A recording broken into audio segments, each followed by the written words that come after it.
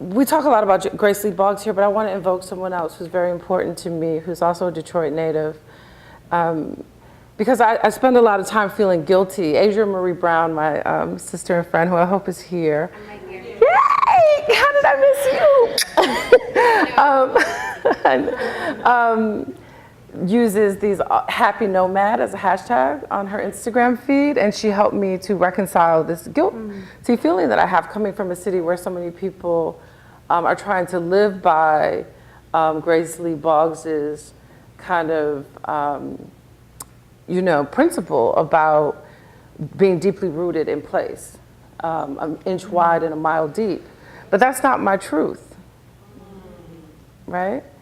It is September, and I have flown 212,000 miles on Delta already. That's not like humble bragging. My left ankle is permanently like swollen from all these flights because I'm doing a different kind of work, and I had to stop feeling guilty about that. And so Adrienne, your hashtag helped me with that. And I think about someone who I'm going to bring into the room right now, which is Chokwe Lumumba, who was one of a Detroit native who was one of my mentors when I started getting into anti-police violence work and anti-police terror work in New York in 1990 when I moved there as a teenager. And Chokwe was someone who, like all Detroiters who are abroad, because this is a country and when you leave it, you're abroad, we are always repping Detroit, constantly invoking Detroit. We have a way of being that is unmistakably Detroit. Like when we meet each other, we know. And when I got to New York, I would always meet like these suburbanites who'd be like, I'm from Detroit. And I'd be like, no, you're not. No, you're not. I'm gonna be real sighted right now. Like this is, no, you're not. And they weren't, they never were. But Chokwe Lumumba is someone who was born and raised in Detroit, and Favi and I were talking about the histories of our cities and how they have always been known. She's from Oakland, I'm from Detroit, and Detroit and Oakland historically have been sister cities. Politically, it's particularly like from the 60s onward, right? So in obviously the founding of the Black Panthers in Oakland, all black city, that was occupied by a police force that was recruited, as we all know the story, from places like Arkansas, and began doing Cop Watch, which was the program that I started doing in 1990 that Chokwe Lumumba from Detroit trained me to do in Brooklyn, right? And in Detroit, we had the Republic of New Africa. Constitution was written right here at Cobo Hall with people like Leroy Jones, Chokwe Lumumba, like this huge convening where we wrote a constitution for black people. Not many people know that. So, of course, the Black Arts Movement, of course, like modeling actual solidarity with John Sinclair, White Panthers, people like Grace Lee Boggs, people like Shay Howell, and like this deep history of modeling how to truly be in solidarity with black folks and how to be led by black people.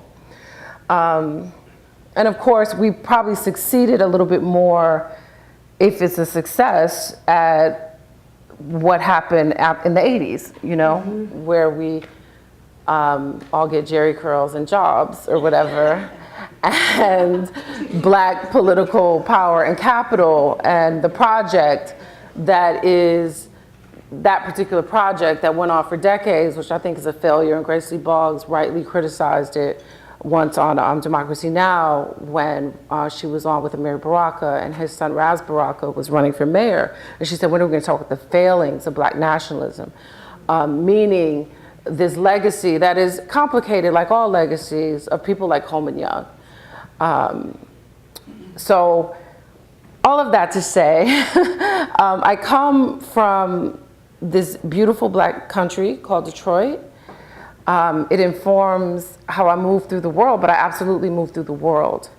One of the things that happened when we got an emergency manager in Detroit, and I'm gonna wrap it up because I gotta show this video that's 3 minutes and 40 seconds long, is that we learned that we don't have the right to self-govern, right? We learned that this particular state's constitution is written, so when we all voted, 83% of Detroiters voted to not have an emergency manager. It was like voting for class cute. It was may as well have been like an 8th grade election. The governor libertarian, totalitarian Snyder, who should be in jail right now, wiped his ass with our ballots and installed the emergency manager that we voted 83% not to have. So that reminded me that fuck America, you know, that that this idea of having, you know, ties and repping what is essentially occupied land, you know, of course, I don't have to give you all the history lesson, built on 400 years of slavery and yada, yada. That to even, I used to get into these things with Fred Hampton Jr. from Chicago. Oh, Detroit, we got more power than y'all, da, da, da. Chicago, he's like, I'm not gonna go back and forth with you about Detroit, Chicago. None of this land is ours. And so that was really pronounced as someone who represents Detroit all the time for me when we had Governor Snyder disregard our cities showing up to the polls in the cold to vote against having an emergency manager. We'll talk later about the joys of marijuana. Mm-hmm. I'm gonna show a video that I made because I'm interested in shifting a conversation nationally. Right now in California, I own right here in Detroit, and I rent. I own with a grant that I won from Kresge. I won a $25,000 grant as a filmmaker here, and I went and bought property in downtown Detroit because we're being pushed out of downtown Detroit. And there's not a time in my life when black people didn't live in downtown Detroit. And so if I'm the only black person in downtown Detroit, I'll be that person. And I bought that with the Kresge Foundation money after I refused to like appear in their videos and their materials and stuff because I find it problematic that we're governed by foundations, and I went way over the time, but the video that I'm going to show is about national conversation shifting, narrative shifting, because I believe that in California, if we can get Prop 64 passed, which is problematic, 20% of the budget goes to law enforcement, but all contracts with the state are problematic, including your marriage license if you have one. And the vehicle license that you registered your car for, that belongs to the Secretary of State. But I don't want to get all like Illuminati on you. And so I believe that if 64 passes, then, and it's written in a way where people who have felonies will be able to participate in the above ground industry. And that has been in my lifetime, one of the real devastations of the city is black flight, mm-hmm. and the collapse of the shadow economy, which was the multi-billion-dollar industry of crack. So I don't believe, as a lot of people say, that crack was this devastating thing that happened in our communities. I believe that the war on drugs was a devastating thing that happened to our communities. I think that in a society that encourages consumerism, there's always going to be emptiness, and people are always going to be looking to fill it with drugs.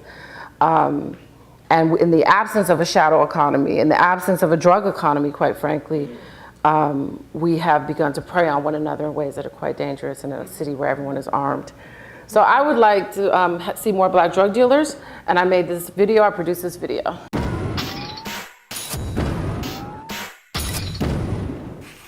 In 1986, when I was coming of age, Ronald Reagan doubled down on the war on drugs that had been started by Richard Nixon in 1971. Drugs were bad, fried your brain, and drug dealers were monsters. The sole reason neighborhoods and major cities were failing. No one wanted to talk about Reaganomics and the ending of social safety nets, the defunding of schools and the loss of jobs in cities across America. Young men like me who hustled became the sole villain, and drug addicts lacked moral fortitude. In the 1990s, incarceration rates in the U.S. blew up. Today we imprison more people than any other country in the world. China, Russia, Iran, Cuba. All countries we consider autocratic and repressive. Yeah, more than them. Judges' hands were tied by tough on crime laws, and they were forced to hand out mandatory life sentences for simple possession and low-level drug sales. My home state of New York started this with Rockefeller laws. Then the feds made distinctions between people who sold powder cocaine and crack cocaine, even though they were the same drug. Only difference is how you take it. And even though white people used and sold crack more than black people, somehow it was black people who went to prison. The media ignored actual data to this day. Crack is still talked about as a black problem. The NYPD raided our Brooklyn neighborhoods while Manhattan bankers openly used coke with impunity. The war on drugs exploded the U.S. prison population, disproportionately locking away black and Latinos. Our prison population grew more than 900%. When the war on drugs began in 1971, our prison population was 200,000. Today it is over 2 million. Long after the crack era ended, we continued our war on drugs. There were more than 1.5 million drug arrests in 2014. More than 80% were for possession only. Almost half were for marijuana. People are finally talking about treating addiction to harder drugs as a health crisis, but there's no compassionate language about drug dealers. Unless, of course, we're talking about places like Colorado, whose state economy got a huge boost by the above-ground marijuana industry. A few states south in Louisiana, they're still handing out mandatory sentences for people who sell weed. Despite a booming and celebrated 50 billion legal marijuana industry, most states still disproportionately hand out mandatory sentences to Black and Latinos with drug cases. If you're entrepreneurial and live in one of the many states that are passing legalized laws, you may still face barriers participating in the above-ground economy. Venture capitalists migrate to these states to open multi-billion-dollar operations, but former felons can't open a dispensary. Lots of times those felonies were drug charges, caught by poor people who sold drugs for a living, but are now prohibited from participating in one of the fastest growing economies. Got it? In states like New York, where holding marijuana is no longer grounds for arrest, police issue possession citations in Black and Latino neighborhoods at a far higher rate than other neighborhoods. Kids in Crown Heights are constantly stopped and ticketed for trees. Kids at dorms in Columbia, where rates of marijuana use are equal to or worse than those in the hood, are never targeted or ticketed. Rates of drug use are as high as they were when Nixon declared this so-called war in 1971. 45 years later, it's time to rethink our policies and laws. The war on drugs is an epic fail.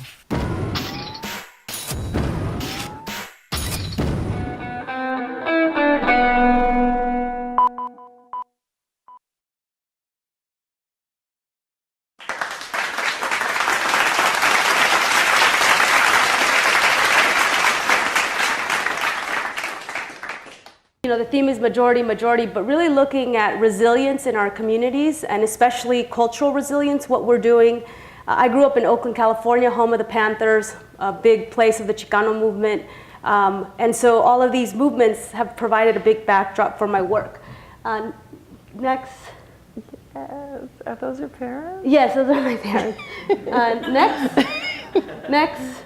So all of you probably know my immigrant rights work, and I'm not going to talk about that today. Next. The reason is next. Well, she took me to the border to Tucson to witness the illegalities and atrocities at the border with Culture Strike. Next. Okay, great.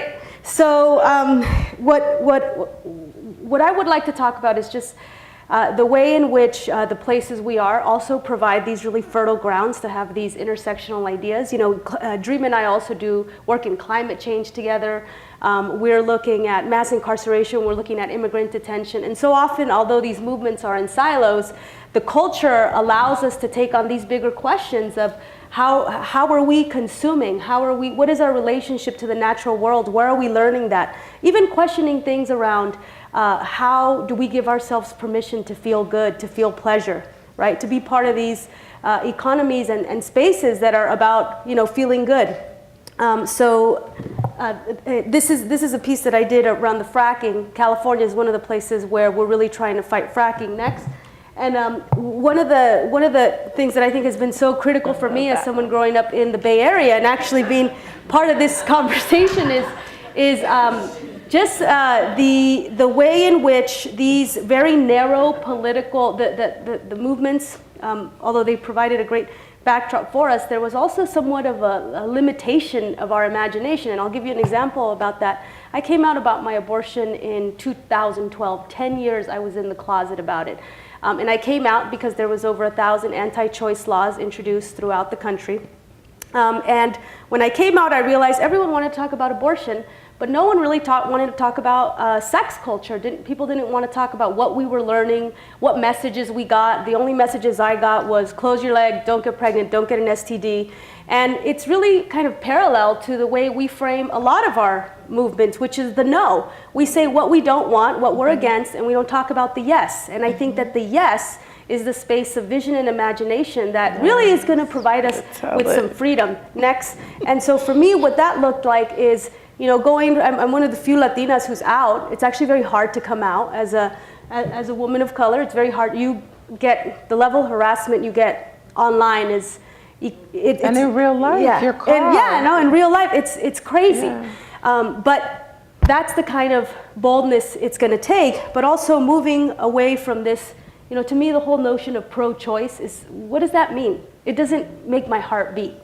You know what I mean? Moving towards a position instead of power and affirmation. And for me, what that looked like is for us normalizing pussy power, because it was about normalizing pleasure. We have a right to pleasure, feel good, be embodied, learn about our bodies. And in that way, we are actually in alignment with, we can connect bigger to this movement around climate change. Because climate change and really our relationship to the earth is about being in our bodies and away from this consumer trap and really feeling and being empathetic with each other and also feeling with our relationship to the planet. I really think there's an inner connection there. Next, so this is the last piece that we'll stay on. But what this says is, what does yes look like? And so, Dream, you know, I think that one of the ways we've been, you know, really connected to each other is we are asking ourselves, what does yes look like, and how do we incorporate, you know, pleasure and joy, and even make that an economic possibility? Right? Absolutely. I mean, and there's so many, there are pleasure activists all around the room. And we know that this doesn't have to look like some individual hedonistic choice that we've seen modeled in the past. This doesn't have to be Gauguin, what's his name, Gauguin, the painter who went away. It doesn't have to be any of those things. Right. It doesn't have to be Burroughs locked in a room doing heroin and calling that pleasure. I think that what you're, like, everything that you've done around pussy power, did you create like a tent that you walk, like a giant vagina that you walked into or whatever? Yes. Like, yes. It is so radical for like women of color to own that, to own our pussies and to own our pleasure, because we just are discouraged. We have so many words for the vagina that don't have anything. I mean, some of them are cute. I remember cat and like a couple of other words or whatever, but we just don't occupy our bodies in that way. And there's like a real cost to that. You know, Latinas are still the highest teenage pregnancy rate, and like miseducation, misinformation. Actually, if we wonder why there's a national rape culture on campus, it's connected to what we're not embracing. No, absolutely. Yeah. And my fear with marijuana is that that the Black conservative, I know already in Detroit that there's been a push amongst, you know, we can be socially conservative as Black folks. So we can take, you know, this amazing flower that's resilient and beautiful and has all these healing qualities and properties, and in our own cultures criminalize it. Yep. And we are absolutely going to be one of the frontline voices that's going to push back. The train is already running. Like, to me, it's not a question of decriminalization and legalization. That's going to continue to happen. It's a state-by-state campaign, largely led by libertarians, and it's just going to happen. Yeah. You know, it's kind of like what's happened on the right with abortions, is that it quietly is just a state-by-state campaign that they don't have to announce. You just look up and all of a sudden abortions are illegal, marijuana is legal. In fact, most people in this industry and in this field are moving on to MDMA. So that's already a done deal. So for me, it becomes this question of, like you said, the economy of it, and where are we going to fit into that? But also we talked about marijuana as this healing. Yeah, and actually my father, who just passed away from cancer, I was really, I researched the medical marijuana industry, and very healing. My father was getting pain management, he was getting CBDs instead of morphine, instead of these things that were really crumbling his body. I was introduced to the world of medical marijuana, and I'm now a huge advocate. And it's really sad, actually, that a lot of states cannot do that for their elderly or their sick. But I just wanted to bring it back to one big level thing, which is like, you know, changing narrative and perception. I mean, it's happening all around us, and I think that as artists, we have an inroad into that. We could really help people think differently. I mean, imagine in the 80s, nobody would have been talking about legalization the way they are now. People weren't having conversations. Right, and a around lot of that pleasure. is about, I mean, for the first couple of decades, it was definitely led by the hippies and the anti-war movement and the, you know, that they started, you know, for, what's the holiday? Yeah, they started that whole thing, but it was hip hop that continued it for the next 2 decades and normalized it and have people coming out of the so-called green closet. But what does this have to do with cities and place? I mean, there are 2 myths about Detroit. One of them is the myth of black incompetency. It undergirds every conversation that you have. So when people talk about the rise of Detroit, they're basically talking about white people moving back to Detroit. We're looking at a generation who's not afraid of black people. You grew up on Wu-Tang, you think that, you know, you want to have sex with Rihanna, you aren't afraid, your grandparents told your parents not to come into the cities. And not just Detroit, but all cities after, you know, white flight, after the GI Bill, after all of the things that colluded to create black cities, which is, I think is a great thing. There was a narrative about how dangerous cities were, which left us alone and we had an enormous amount of autonomy. Like living in Detroit in the 80s felt, it was a very rich place, right? And I felt very held in this place. But the other, you know, whenever I went somewhere, we definitely had a reputation of being a drug. We didn't have rappers. Eminem is not from Detroit. He's fine, but he's not from Detroit. We didn't have rappers because you make a lot more money selling drugs, selling crack in the 80s in particular.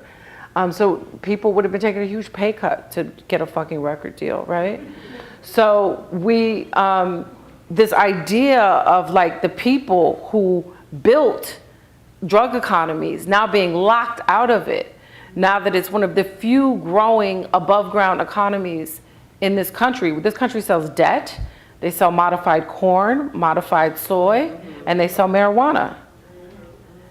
And the idea that we're going to be locked out of that, I find hugely problematic. I think there need to be 2 things happening at once. I think that there needs to continue to be a healthy underground economy around marijuana, but I think that we absolutely have to be in the above Well, ground. we are out of time, but I want to just introduce one, because we promised each other we would talk about this, but what are your strategies for self-care? Yes. Yes, I am often on conference calls because my work is this national bullshit sometimes. And it'd be like 8 or 9 people on the conference call. So I daily masturbate, and sometimes I do it on conference calls. What's yours? Awesome. Yes. Yes. Well, I am working very hard to close the very unequal orgasm gap. And that is that I believe that orgasm is a healthy part of who we are. I think that I mean, patriarchy has made it so that we feel shame and stigma. And actually, you know, we have an organ that has 8,000 nerve endings, twice as many as a penis.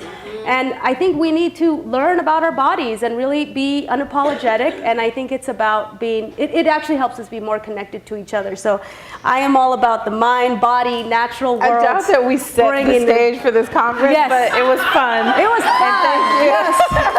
Thank you.